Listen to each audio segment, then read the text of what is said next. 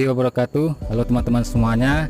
Nah, sekarang saya akan mencoba untuk mereview sebuah motor, yang mana motor ini merupakan sebuah motor yang sangat laris di Indonesia. Bahkan dari awal kelahirannya tahun 2008 sampai sekarang itu sudah terjual hampir 18 juta unit. Nah, pasti teman-teman sudah tahu apa motornya. Nah, seperti yang terlihat ini. Oke, saya akan mereviewnya sebagai seorang pengguna atau customer ya, karena ini motor sudah saya pakai sekitar hampir setahun. Jadi saya akan menyampaikan kesan-kesan saya ketika menggunakan motor ini selama hampir 1 tahun, baik itu nanti kelebihannya maupun kekurangannya. Oke, mari kita lanjutkan. Oke, ini adalah motor Beat tahun 2020, generasi terbaru dari motor Beat. Di tepatnya itu generasi keempat ya, dan ini adalah tipe tertingginya, tipe deluxe, warna silver dove. Nah, tipe deluxe ini cuma tersedia dalam dua pilihan warna, yaitu pilihan hitam dan satu lagi pilihannya adalah warna silver ini. Nah, yang pertama kita bahas adalah masalah desainnya. Kalau untuk desainnya ini pasti sudah terbaru ya, desain yang terbaru yang diberikan oleh Honda, yang mana ini adalah generasi keempat. Kalau kita bandingkan dengan generasi yang sebelumnya, desainnya sudah sangat bagus, sporty dan elegan ya, apalagi kalau tipe deluxe ini yang walaupun cuma satu warna tapi tetap terlihat bagus. Nah, pertama yang kita bahas adalah desainnya ya. Kalau desainnya sudah tadi, nah sekarang ke bagian pertama, bagian ini. Ini kalau untuk tipe deluxe ini timbul warna chrome, kemudian ada tulisan di bawahnya idling stop. Kemudian bagian depan ini desain batok kepala depan itu sudah diperbarui juga. Kemudian bagian depan headlampnya, nah untuk headlamp sendiri itu bagian depan ini yang utama ini sudah LED, sedangkan untuk lampu sen kiri dan kanan ini masih mengandung lampu biasa ya. Kemudian ini peleknya, untuk pelek sendiri itu sama dengan pelek yang dipakai di Honda Genio yang lebih duluan keluar daripada Beat terbaru ini ya. Ini desain knalpot tidak banyak perubahan. Kan untuk mesin ini dia, ini bagian footstep. Kemudian bagian belakang, lampu belakang masih bohlam biasa, sennya juga masih bohlam biasa. Nah, ini untuk bagian mesin sendiri itu sudah tipe terbaru ya, tidak sama dengan generasi sebelumnya. Ini terjadi peningkatan kapasitas, kalau tidak salah itu 109,5 cc. Dan untuk kompresinya juga sudah dinaikkan, sudah sampai ke angka 10:1. Untuk bannya, untuk ban masih sama dengan tipe sebelumnya, generasi sebelumnya, baik depan maupun belakang. Itu sekilas untuk desain. Dan untuk desain speedometernya juga masih ada aura-aura yang lama ya, yang generasi ketiga itu, namun sudah ada sedikit perbedaan. Sini ada lampu eco-nya. Kemudian di sini nanti kalau kita hidupkan, oke kita tes. Nah, untuk kuncinya itu sudah terpisah ya. Untuk kunci jok ini ada seat, tinggal ditekan. Nah, kalau kita hidupkan, nah ini agak siang jadi kurang terlihat. Ini indikator bensin sama kilometer, speedometernya, dan kemudian ada eco. Nah, selain itu untuk desain yang agak berbeda, untuk rangkanya itu sudah berbeda dengan versi sebelumnya, karena rangka yang digunakan pada Beat terbaru ini disebut, kalau Honda nyebutnya SAF ya, tidak lagi memakai pipa tabular tapi sudah memakai baja, plat baja yang kemudian disatukan, sama dengan yang ada pada Honda Genio. Nah, kemudian yang banyak keluhan pada orang adalah kalau misalnya dia tingginya itu penggunanya sekitar 170 ke atas, itu agak kakinya agak terlalu ke atas ya, karena bagian deck ini itu agak tinggi, karena di dalamnya juga diletakkan aki, jadi paksa dibuat tinggi oleh Honda. Oke, itu sekilas tentang desainnya. Oke, sekarang kita masuk ke fitur. Nah, di fitur paling tinggi ini, di tipe paling tinggi ini ada fitur namanya idling stop system.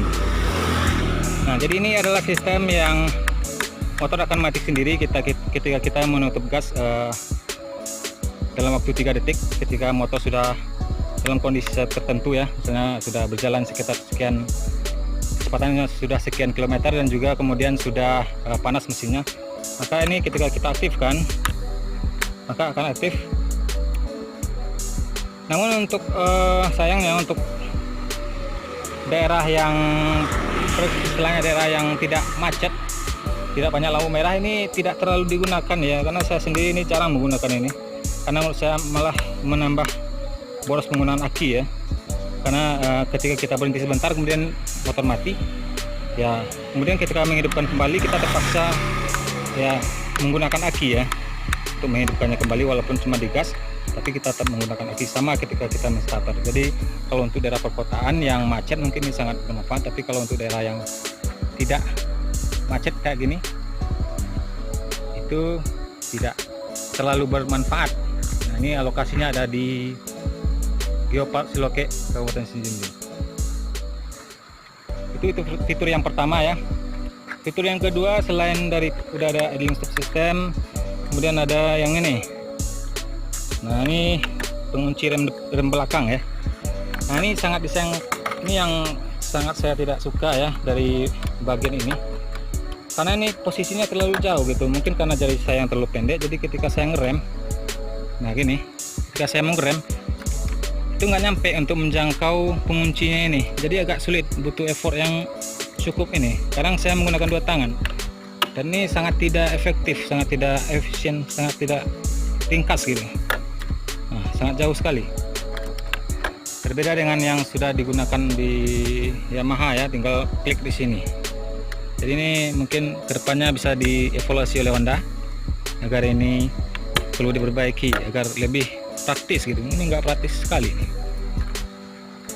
Nah, berikutnya di bagian berikutnya, nah untuk tipe tertinggi deluxe ini dia sudah ada ini ada power outlet kalau mau charge HP.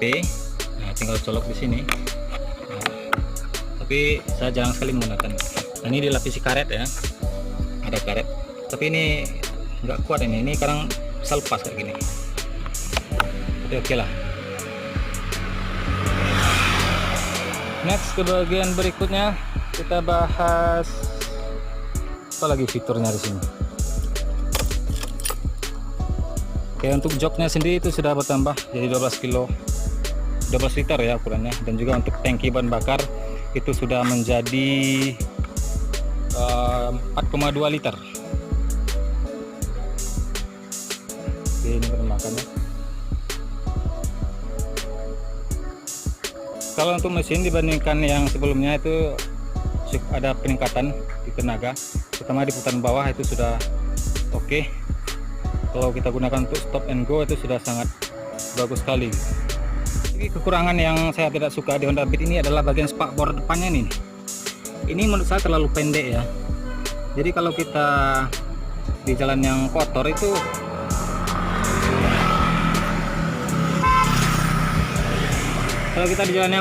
percikannya sampai ke atas nih, sampai ke bagian ini. Jadi ini terlalu pendek, mungkin Honda ini terlalu terlalu pelit yang ngasih spakbor depan ini. Soalnya ini bisa dipanjangin lebih sampai sini lah panjangnya. Jadi ciprakan jalan kota itu nggak sampai ke atas gitu. Nah, juga di bagian belakang juga kayak gitu. Nah, ini cuma dikasih kayak gini, sehingga ini sampai ke sana kotorannya itu. Nih. Sebagai bagian throttle body, cuma kayak gini jadi spakbor ya, soalnya ada tambahan gitu. Walaupun variasi ada, sebenarnya kalau dari pabrikan sendiri sebenarnya bisa bikin lebih biar ini terjaga kebersihannya. Begini mesin kan.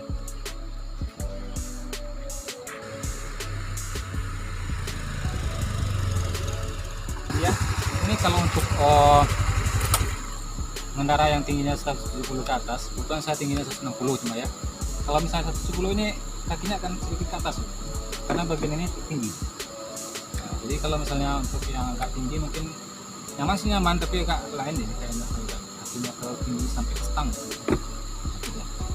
Oke, demikian review saya tentang motor Honda Beat keluaran terbaru ini, generasi terbaru ini, generasi keempat tepatnya ya. Walaupun ini merupakan sebuah motor yang paling laku di Indonesia, hampir 18 juta unit terjual, namun tetap ada kekurangan-kekurangan yang seperti saya sebutkan tadi. Terima kasih, kita jumpa lagi di video berikutnya. Assalamualaikum warahmatullahi wabarakatuh.